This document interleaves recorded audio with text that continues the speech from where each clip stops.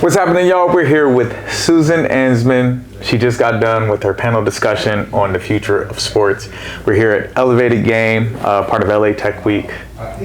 Welcome. Thank you for having me. Yeah. Oh, absolutely. You were just saying, you're used to being on the other side of the camera. Yeah, this is super weird. Just relax and do what you tell the people to do. Yeah, I gotta do that. Yeah, I gotta listen to my own advice. Now I get why they're like, oh God, stop. So you're a vet in the game, right? Award-winning TV shows, working through all sorts of networks and ESPN. What is the greatest part of this job?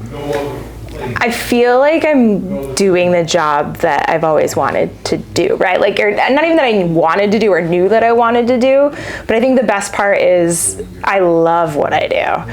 And that is very hard to get paid to do something you love to do, right? Like, I had a totally different path. I was in biotech space for when I was in college, and I took one journalism class and I was like, this is amazing. And I think my parents were like, no, like, not the TV stuff, go to science. But it was just so cool to kind of start almost from scratch, find out, actually found something that excited me, and start to go out there and build that career, which at the time you don't realize you're in it, right? You're like deep in the trenches working with Tuesday, Wednesdays off, no weekends, working 20-hour days.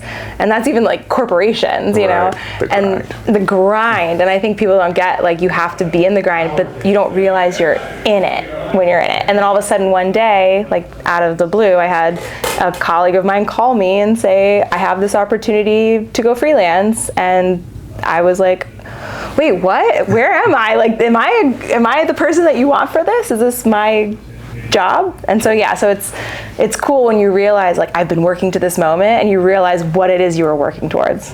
Yeah, I have this vision, and it's in my head, and I know I'm gonna reach it one day, where it's like I've reached that pinnacle of like what I wanted to achieve, where I'm walking into this. It's crazy because you explaining that you could tell you're a storytelling person, and that's why you're great at your job probably, is that I walk into this court where it's like an arena, and the light shining down on the basketball court, and I'm walking in and it's just me in there. And it's like that moment of, I made it here, right? Yeah. Something big in the basketball space for me, right? What was that moment for you where you walked in and you were like, I'm here, I'm actually here and living the dream?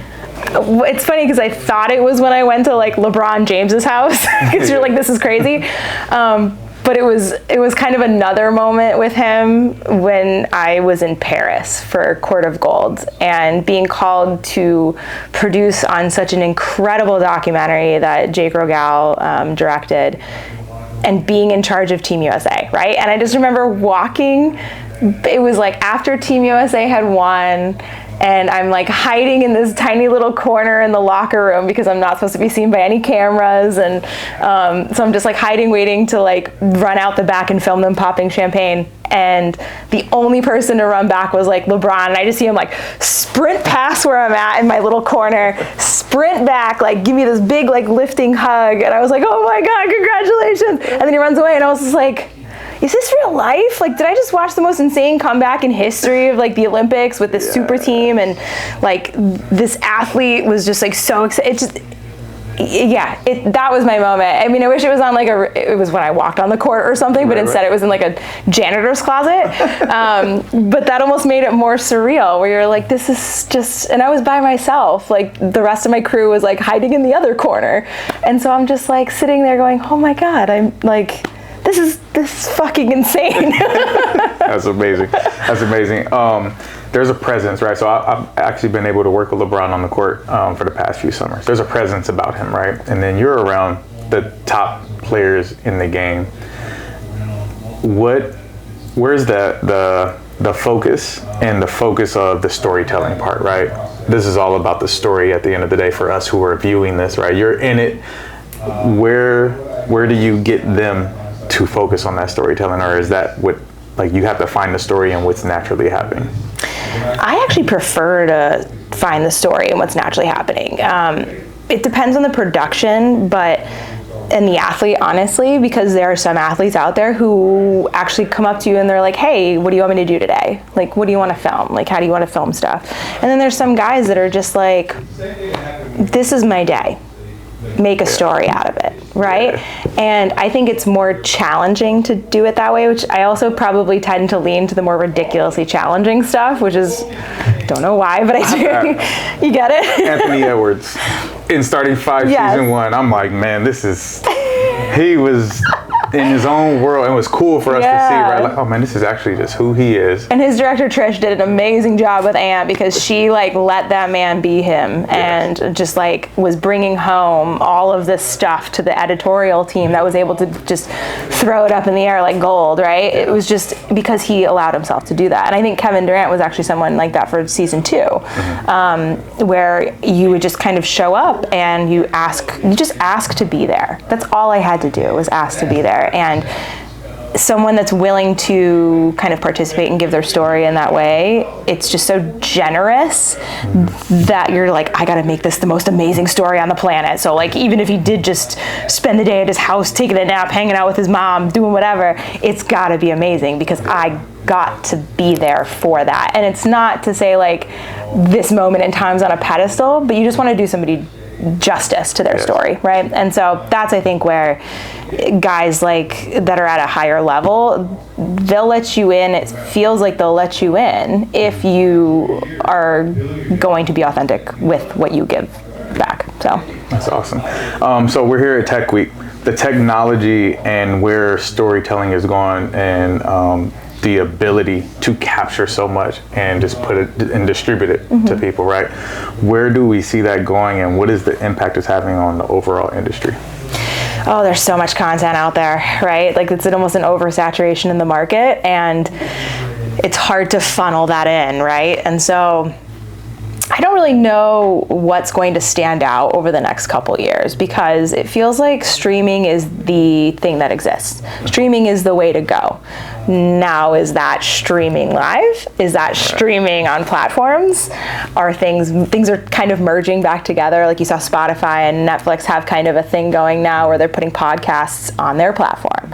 And so you have these different modes of distribution, and I don't know what's going to be the most popular. I think it's going to be probably what becomes the least expensive.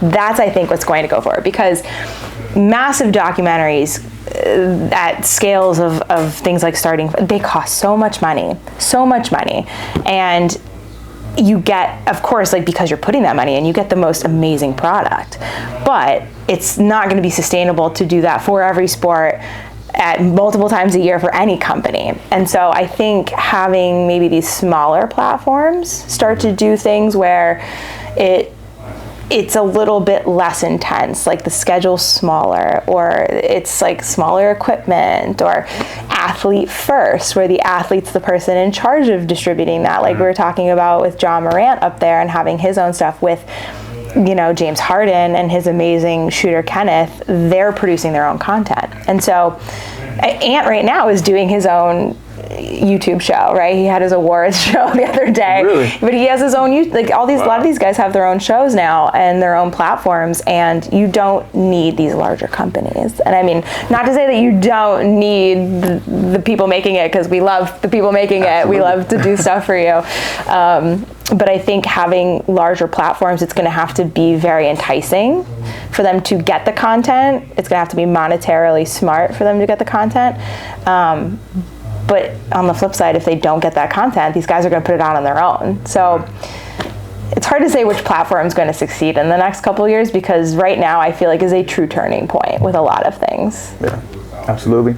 And here's a question from the crowd that wasn't asked. Okay, so you filmed with LeBron James solo for a year, and you've been kind of a championed woman in the sports media. What's the raw truth about capturing authentic, powerful stories in sports today, especially when balancing technical mastery and emotional depth? What role does technology play in that whole process? Tech is everything, right? Because I can ask you questions all day, but someone's got to see it. you know? And so tech it's evolving to be more user friendly, I think, especially in worlds like film, because you can have somebody go out there and film with their phone.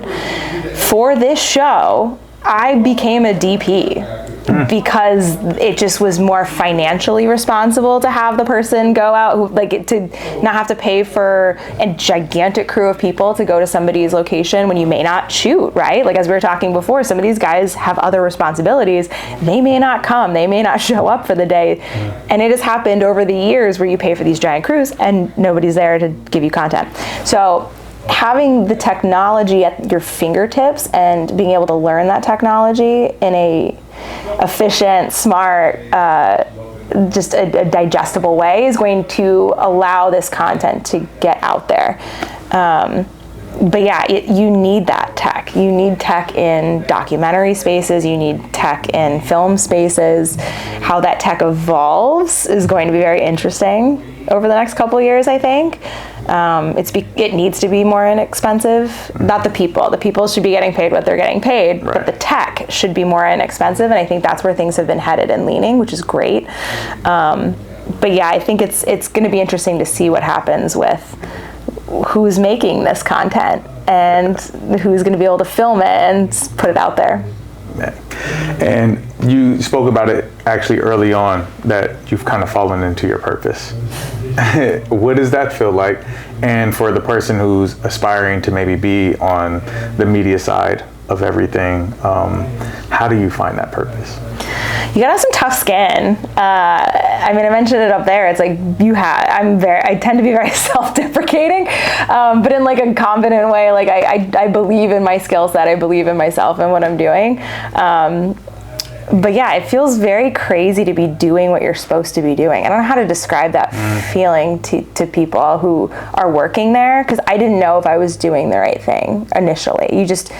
And I was tech. I was the person in the back of the control room. Like I used to do EVS on the road. Oh, I used to do, I was the person, now obviously I'll make docs and I write the scripts and ask questions. I was the person hitting play on the highlights back in the day. So I've done every job you can think of in that media space with sports. And in the process, I think it's truly about the journey. You have to figure out what you're doing along the way. And you don't have to figure it out in the moment, but know you are figuring it out as you're going along this journey. You may be yeah, tech is great. I love editing, but I also really love talking to people. And so maybe I should get out of the edit room and into the field. And now that I'm in the field, maybe I should make sure that I'm really back into the cameras. I love the shot. Maybe I should start doing more DP work. And you start to learn as you go on these journeys. And I think that's how you find your purpose. Having the day, and I say it now because you asked me about having the moment where you think you've made it, because I don't think I've made it or anything, right. But that moment where you feel like you're doing what you should be doing. Yeah. I don't think you'll ever know until you're in it. Right. You really don't. And then even so, the goalposts move in a good way, because somebody asked me, they're like, oh man, so what are you going to do next? And I'm like, I don't know. And now I'm in a space where I'm like, man, I love creative development. And that was something that wasn't on my radar prior to, I want to be a director. I want to produce. It used to be, I want to hit the button on SportsCenter. So it grows and grows. And, as you're going through it, that's when you kind of realize you've found your purpose, when you're excited to find something new within that same space. Yeah. No, it's interesting. I was listening to something this morning, and it says there is the anointing and the appointment, right? You're called to do something, and then you're going to be in that place, but nobody talks about the disappointment in between when you're learning.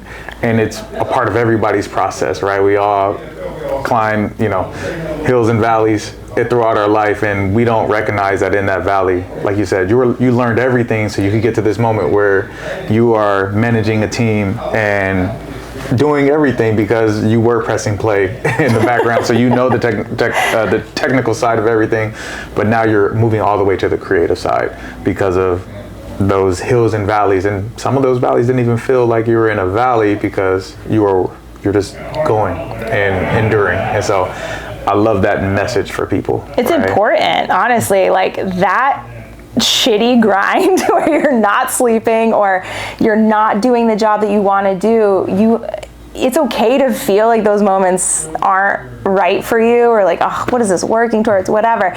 But those little moments of grind and those valleys are what you're going to remember to build off of, right? The highs are amazing. We love the highs, but the lows are kind of what make you grow and make you better.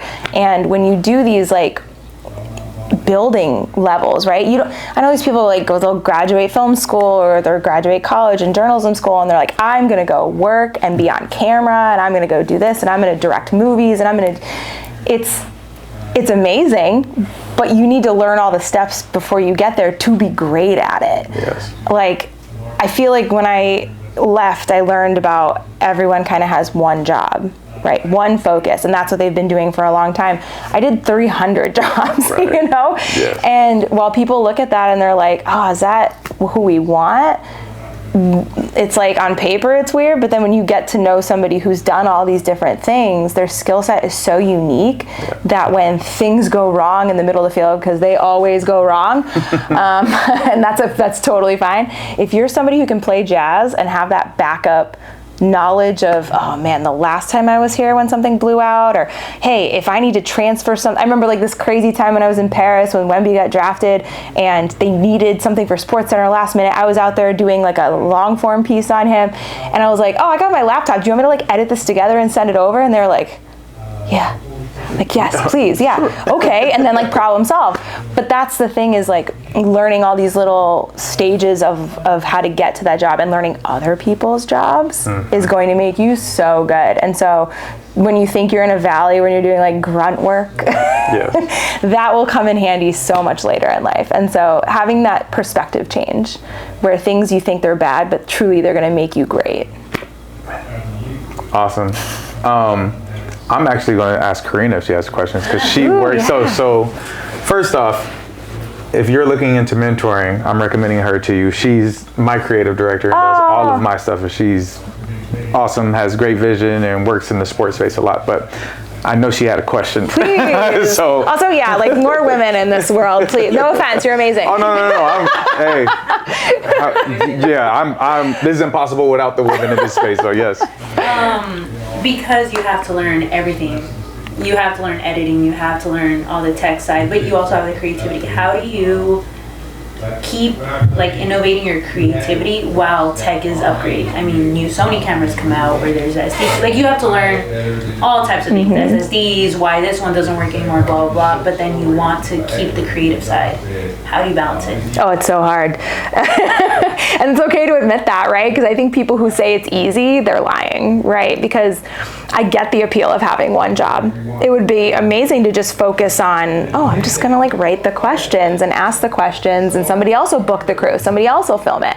But then when you're in it, you're like, okay, I gotta really focus. And so keeping that level of focus on the tech while you're trying to, it's almost like the left brain, right brain situation, right? Because I don't know if that's 100% true, but when they're like, this lefts are creative, rights are very analytical, you have to have that going at the same time. It's like tapping your head and rubbing your belly. Like, it's crazy. And I think that's when you realize, like, is this something I want to do? Because it gets really stressful. Like, I remember the first time I had to shoot on my own, and it was like the most logistically ridiculous, like getting in a car, going on a plane, going into an arena, all of this stuff, like different state to state, all by myself. And in that moment, I was like, at the end, I was like, what the hell just happened? Like, you just pop out of this moment of like, I was locked. And then I had to like rewatch the footage and make sure it was okay. And you're like, I did it. Okay. So it's hard to do that. But I think if you can do it, that's when you know you're in the right space. And prepare yourself, right? Having as much prep as you can. I remember I was like literally walking around my hotel room being like, okay, this is how I'm gonna go from this room to this room. This is how I'm gonna switch my filter. This is how I'm gonna switch my lens. I'm gonna plan it out in my head as best I can so that I can have a base, and then I can go, and then that can become more of an autopilot, and then I can switch to, hey, let me ask you some questions.